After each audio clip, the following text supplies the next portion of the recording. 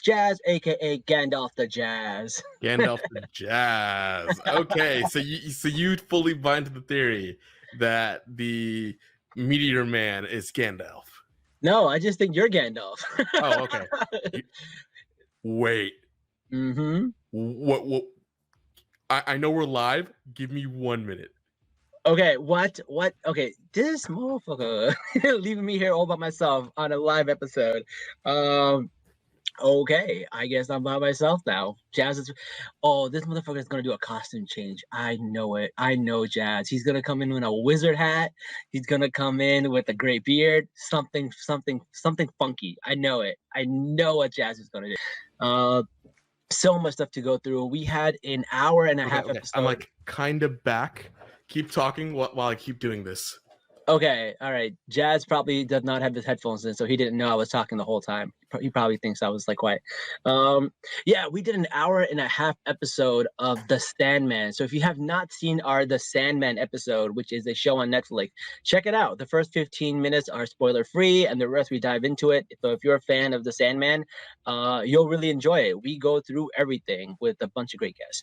But yeah, let's check out today's episode. I call Jazz Gandalf the Jazz, so you know he is. I'm almost there, I promise.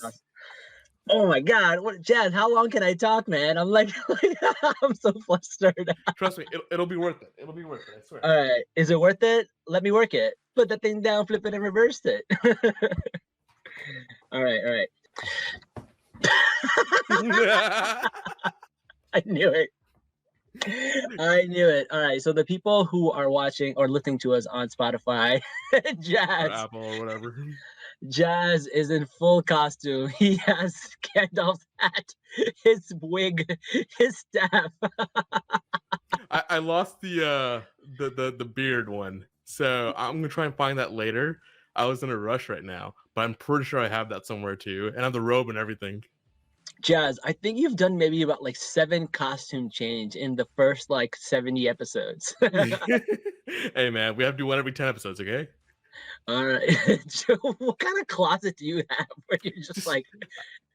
Sir, I am in Texas. We have big closets here, okay? I have room for all sorts of shit. Okay, fair. I remember one time you wore a Shervani for Miss Marvel. You like left and came back in a Shervani. Hey man, you gotta do it for the culture, right? Yes, gotta do it for the culture, man. Also, Comic-Con's coming up, man. I got my Comic-Con pass. I'm trying to go get my schedule. So, like, you know, you look like you're ready for Comic-Con. Let's go. Yeah. Unfortunately, I'll not be there, but let's go. I'll be there. So if anybody is going to New York Comic-Con, hit up your boy, and we'll get you in the Salaam Nerds intro. We'll record an intro with all our fans, and that'll be cool. Put them in it. Yeah, unfortunately, I will be meeting Vice President Kamala Harris in Austin that weekend. What? You're just gonna drop that on us like it's no big deal? God. Yeah, it's no big deal. It's just, you know, another day in Jazz's life. Oh man, say hi to Auntie Kamala for us. You know, we'll do. Don't worry. All right, man. Let's get into this episode, man. Let's get into the Rings of Power. I feel like we've got a lot to talk about. Okay, I'm not gonna go off camera, but I'm gonna take this off. This is like really hot. Like, I mean, you're doing like full cosplay in like the middle of a. But was that not worth it for that 1 minute? Yes, it was worth it. It was worth it. You worked it. You put that thing down, flip it, and reverse it. I love it. But anyway, staff stays. The staff stays on. All right. So, yeah, let's talk about. Since you're already dressed up as a wizard, let's talk about who we think is the wizard, which is the stranger who has magical powers, who is being told that he is good, even though he killed a bunch of fireflies by accident. So, that was so cute. Like when he realized, wait, I'm danger. I was like, no. No, it's okay. Like accidents happen. Like I am peril is what he said, right? Right.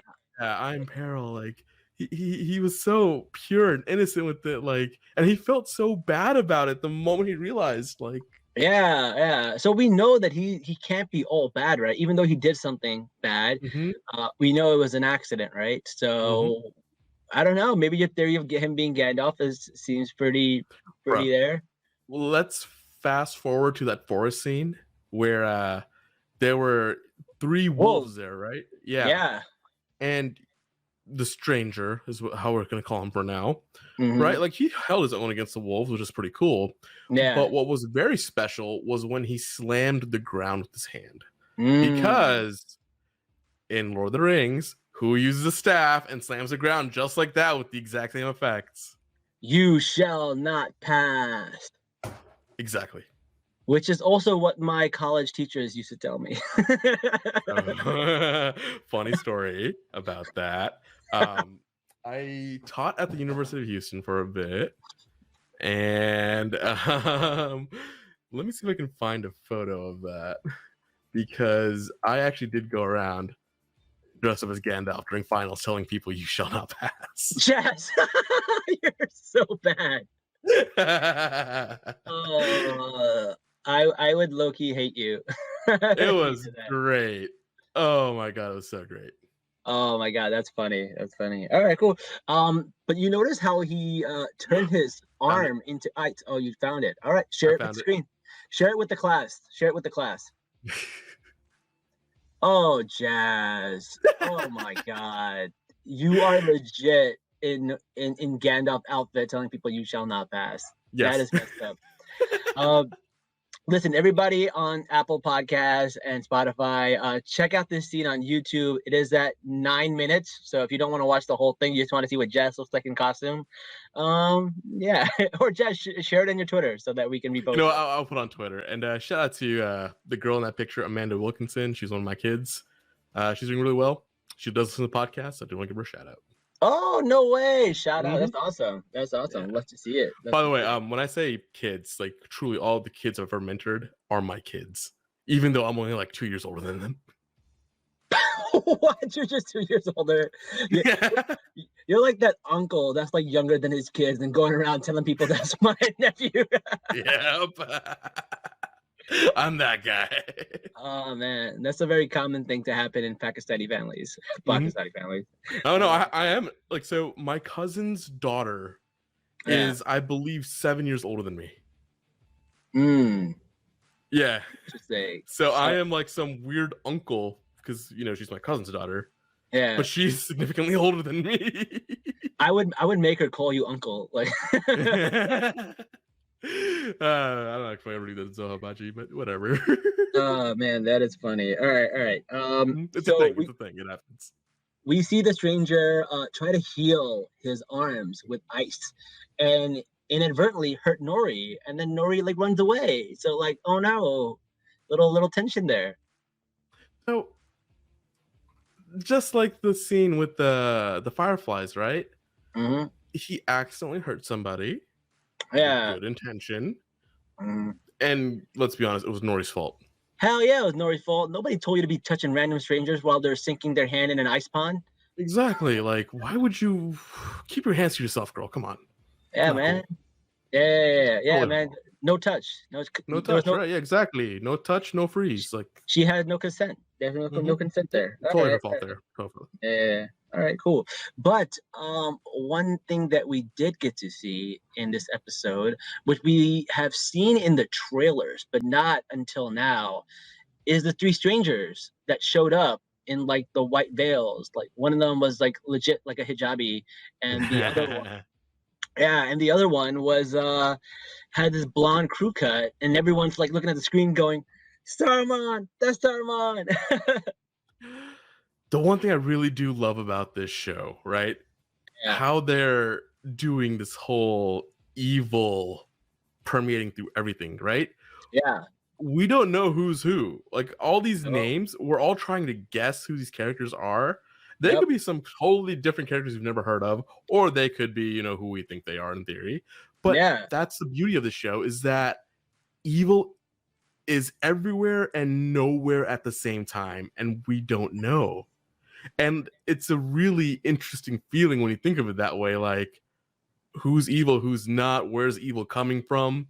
It's just like how these characters would feel in that moment. And I think the show, even though most people are, saying the pacing is bad and all that, I think the show's doing a fantastic job with showing evil being slow and spreading everywhere. I think it's a slow burn, and that's what people are going to appreciate. Because once everything comes together, it's going to be like, oh, they took their Hmm. time with this. They took their time. Hmm. So yeah, man.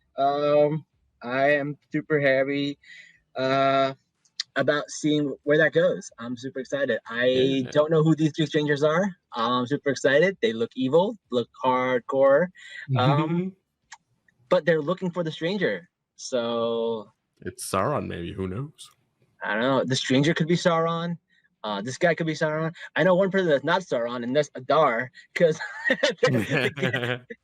he seems pretty slighted by the fact that somebody asked him, "I, Are Waldorf, you Sauron? are you Sauron?" And he's like, "This motherfucker." Oh, that was so funny. I didn't even feel bad that he killed what's his face. I was like, yeah, okay, that tracks.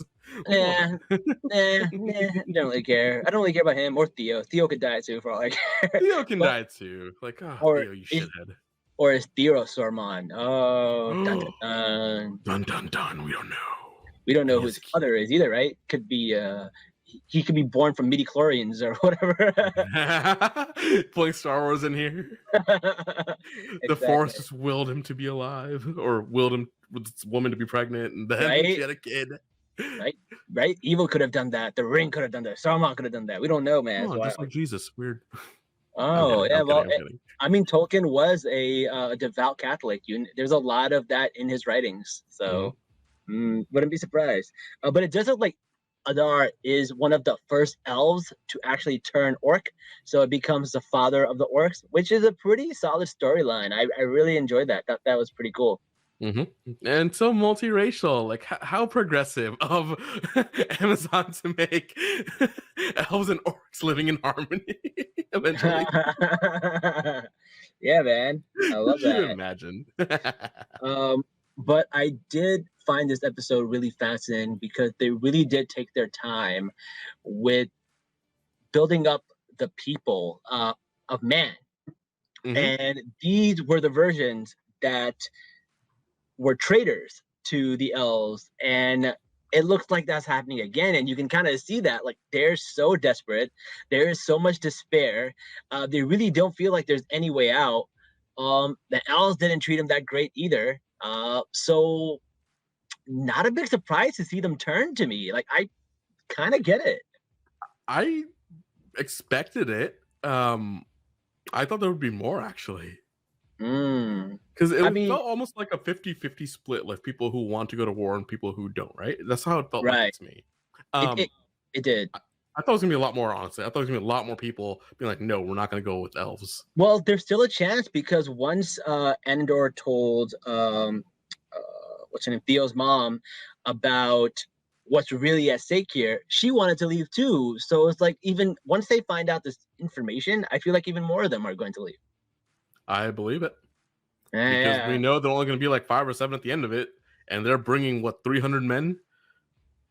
Oh, it's not gonna look good. It's not gonna look No, good. because I know they were bringing 500 with 5 ships, right? But 2 Yeah, yeah. ships blew up. So I'm guessing they're bringing 300, unless they're bringing all 500 on 3 ships now. Which Mm. either way, the odds are still not good there. Yeah, You're but 1-2% still. right, it really did a great job of like showing us how they can be corrupted. Right, it took a series of like events and things happening for them to come to this conclusion. And also, there's like one guy who's like gung ho about like being Team Sauron. Um, that doesn't help when you have like somebody leading the way like that. So I kind of see it, man. This is like if this happened too early, I would have been like, but like they gave us time to see all the tension burning, how they have conflict with the elves, how they're waiting for their king to return. Like all this stuff kind of added up, and it was like a powder keg. And now we got half, if not even more, turning to Adar. Mm-hmm. I mean, Mm. half, I want to say maybe a quarter, because the half that went, I think half of them had to kill the other half there to become part of the thing. Oh man, so it's like a gang initiation. They're like, Yeah, it's straight up gang initiation. Like, oh, you got some Crips and Bloods here. All right, you got to kill 3 Crips, 2 Cholos, and it's like that's really what it was. Like, they had to kill to get in, and so oh man, that it's gang violence in Middle Earth. Straight up. Straight up. These are factions, right? What's the difference between factions and modern gangs? I guess they don't got And a bows lot of and them are arrows. divided along like racial and ethnic lines. So Yeah. Oh, welcome, Steve, to the chat. We do not have a guest this week, man. Join us. Oh my God, look, it shows his face and everything now. I What's up know, with that? mashallah, so cute. We got to bring him on here. That's a good-looking man right there. Look at that. Mhm. Oh, it's cool.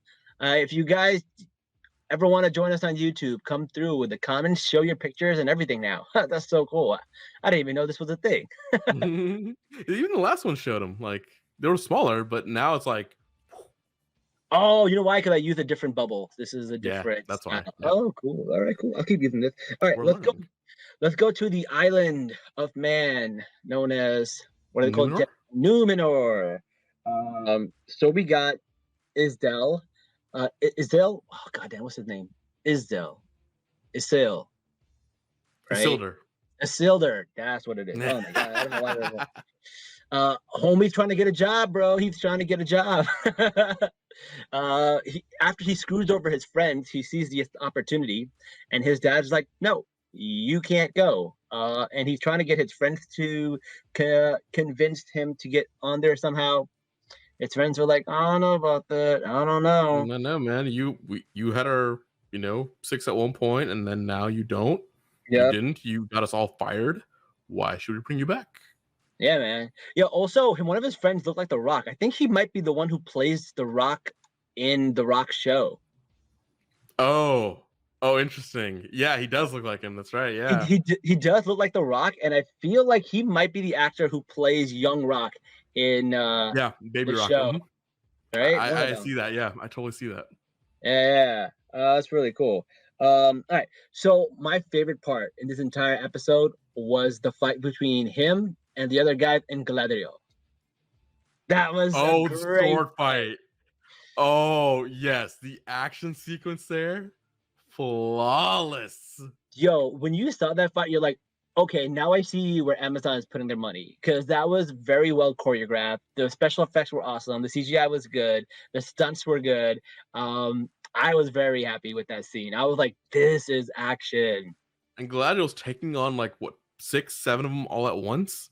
Yeah, you really get to see her combat, power, like her true combat prowess there. And all of these other guys are like, oh, we can get one hit on you, or like like we can draw like some blood. And no, honestly, she probably could have like not promoted any of them. I think she kind of sort of let it happen just to like give a moral boost. Yeah, exactly. It was a moral victory for them. Like, oh, you did draw some blood. Well done, Commander. And like, or Lieutenant, whatever it was, right? Yeah. And like, but like, damn well she could have easily handled all of them.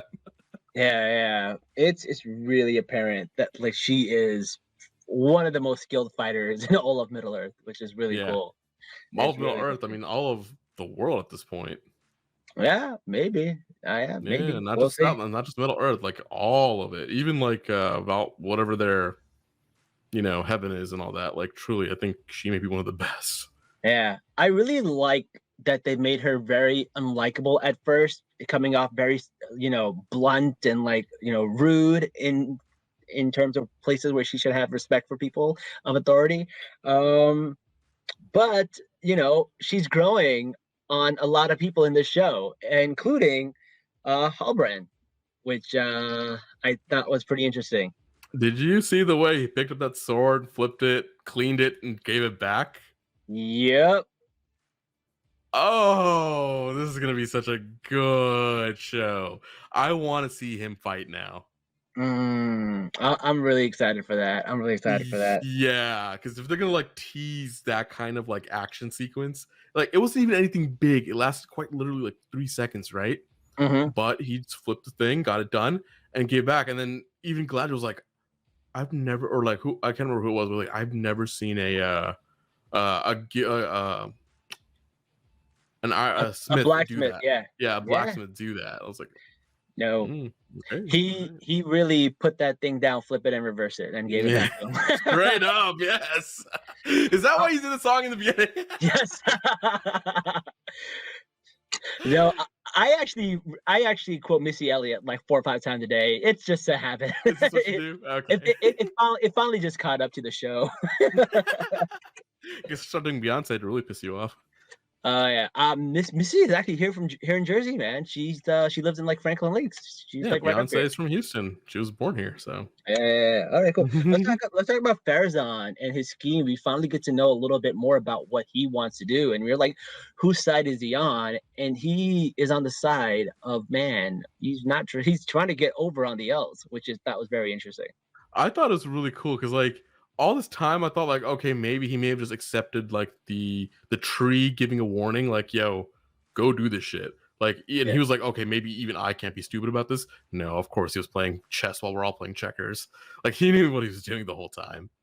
He is the little foot of Rings of Power. The little finger. Little finger. Little foot from the Land Before Time.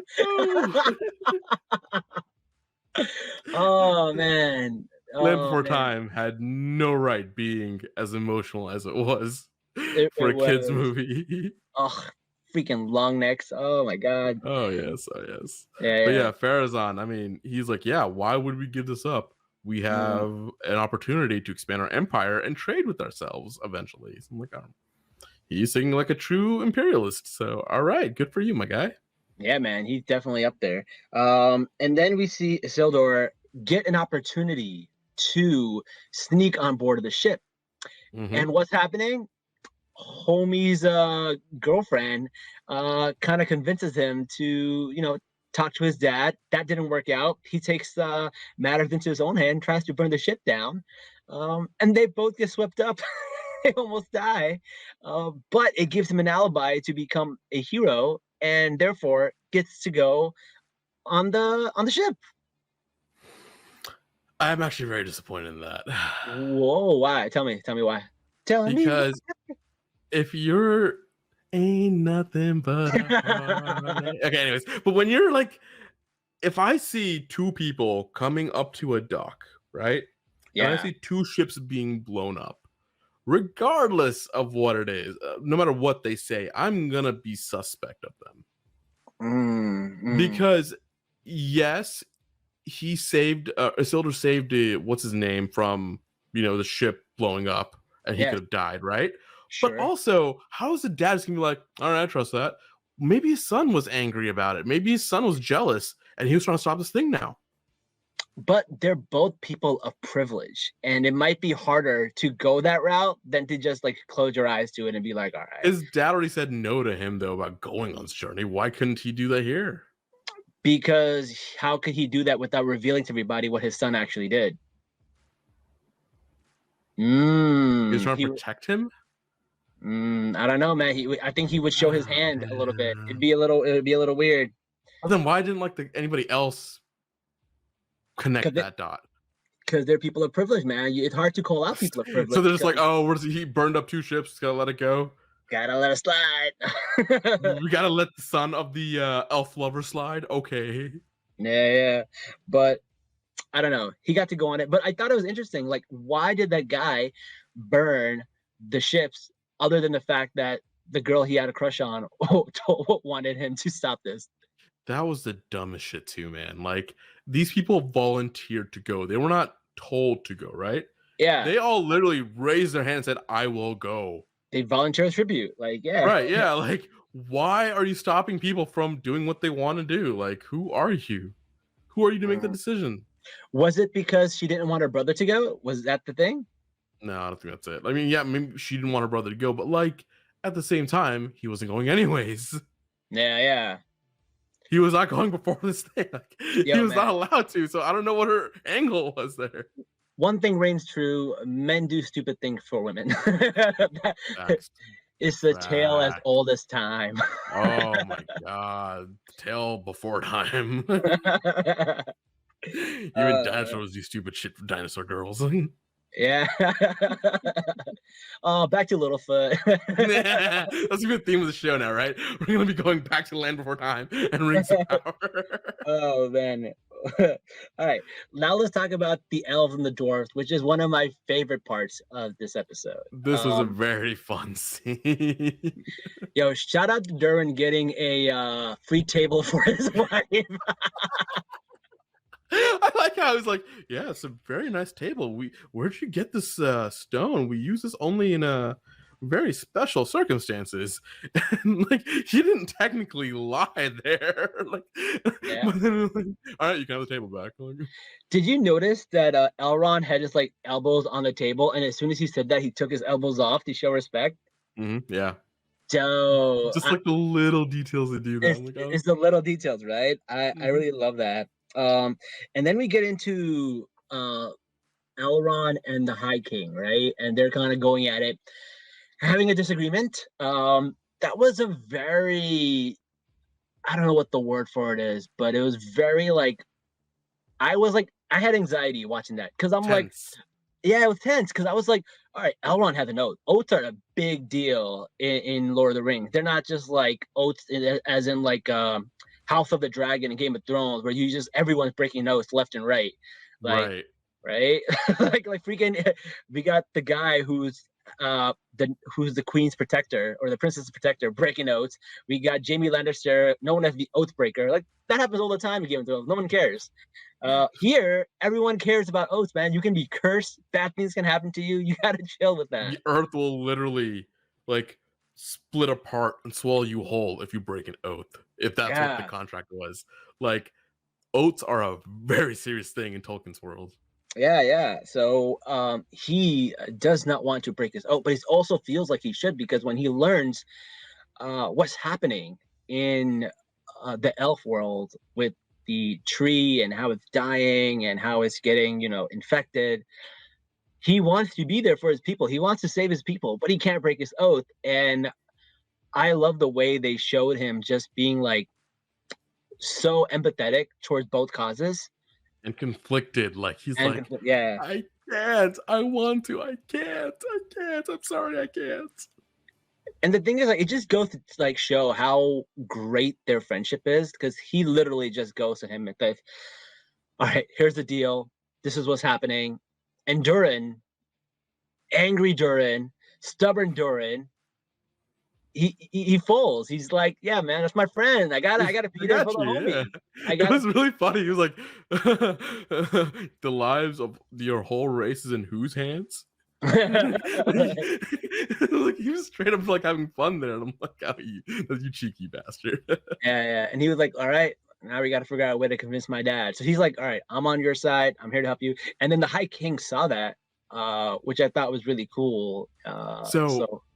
Ooh, about that. Ooh, tell me. I don't think that's a real story. No. Oh, he's lying. Yo, this guy. That story was a lie about the elf warrior fighting the Balrog and the trees, like the light of it, like just going through. I think it's all a lie. Oh, why would they do that on the internet? Just go ahead and lie. No. Internet's evil, I swear to God. Well, here's why I think it's a lie. As someone who has read a lot of these books, right? One thing I remember distinctly about Tolkien's writing is that no matter how minor the character, they always had a name. Right? Major characters had a name, but every little minor character also had a full name with the family name and everything, right? So for Elrond, with the High King to say this was a nameless elf warrior, my gut is saying this is a fiction. Like, this is not a real thing. This is a lie of a story, just so this king can get something from here. The cake is a lie. Right. And Elrond is just like falling for it without realizing. Damn, Elrond, why you gotta be a little bitch, man? why can't you ask some questions? Inquire.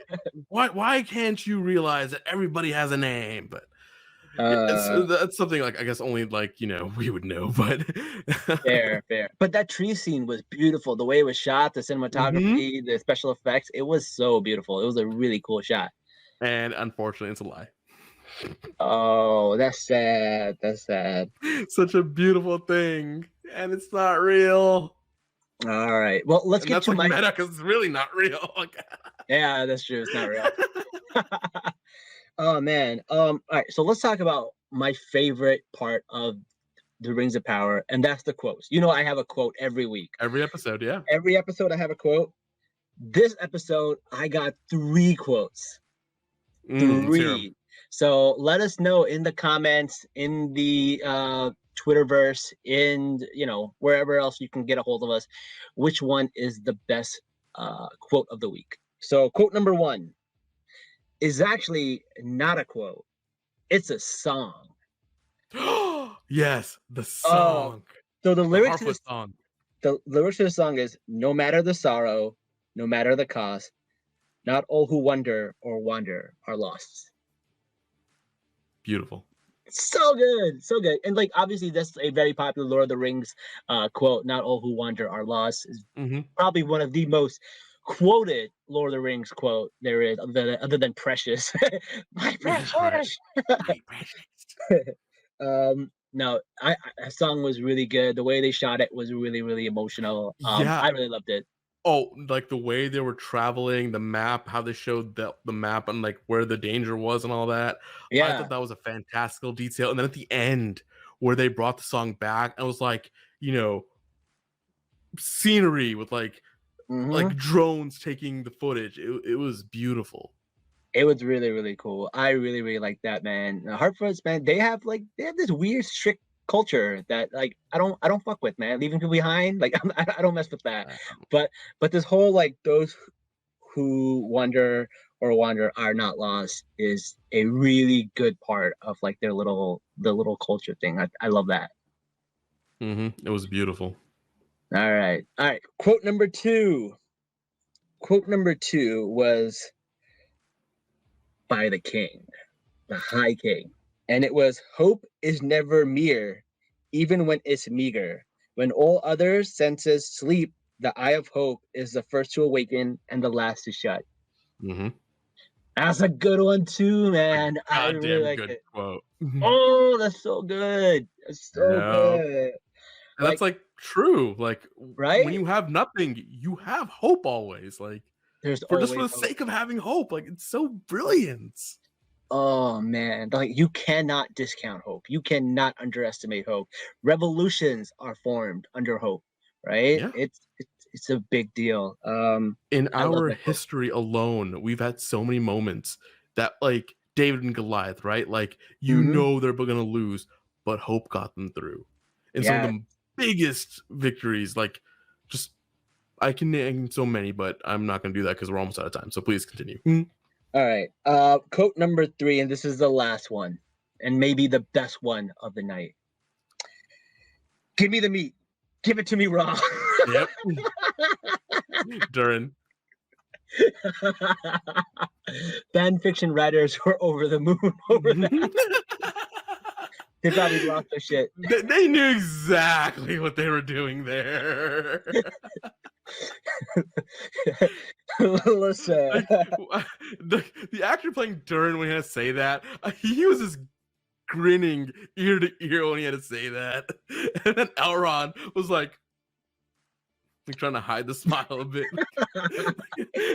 Oh man. All I'm saying is if you're into Tolkien roleplay, I got a great quote for you. uh, Outstanding.